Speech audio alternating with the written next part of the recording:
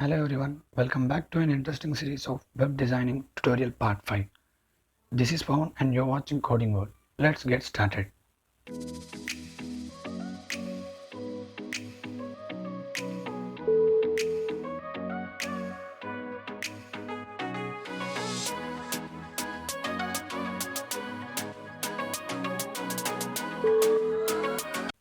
Today we are discussing table. When we come to build a web page, it is very important to know about a table. How to create a table in our web page. For that, we can use table tag. Tables are divided into two parts, rows and columns. For rows, we are using a tr tag. For columns, we are using a td tag. To give a headings to the table, we can use a th tag. First, I'm creating a table with one row, three columns. Open table tag. In that, open row tag. Now I'm creating a three columns. A first column is name. Second column is roll number. Third column is phone number.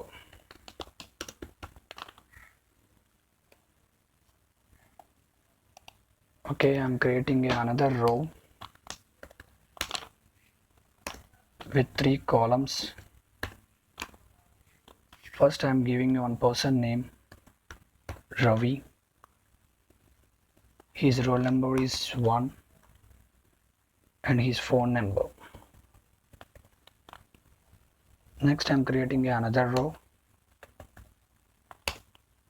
In that, I'm creating three columns. I'm giving another person name Raju. His roll number is 02. His phone number is.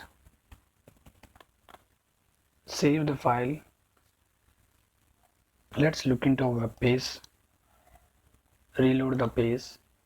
See, our table is created, but our table is not looking good. So for that, we are using some attributes to give a beauty to our table. Now I'm adding some attributes. First one is width.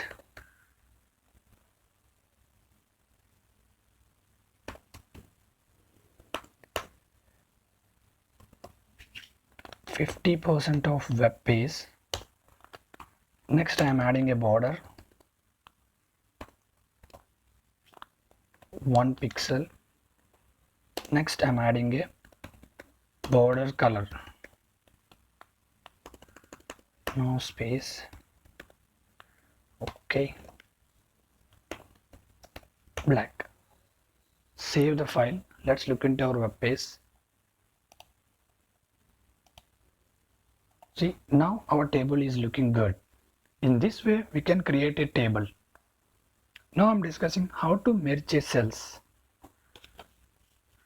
Suppose if we want a same name to two or more rows or two or more columns, we can use a col span and row span attributes. Let's see how it works. So I'm deleting this code.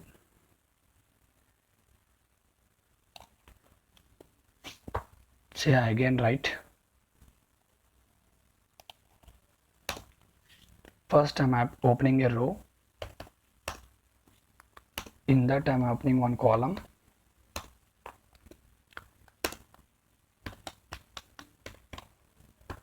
Row span equal to 2. First one is name. Next I am opening another column.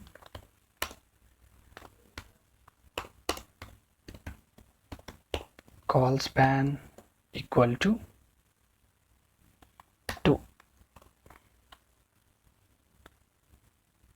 Okay, sorry, copy this one, paste inside the column tag. delete this one. I'm giving it as detail.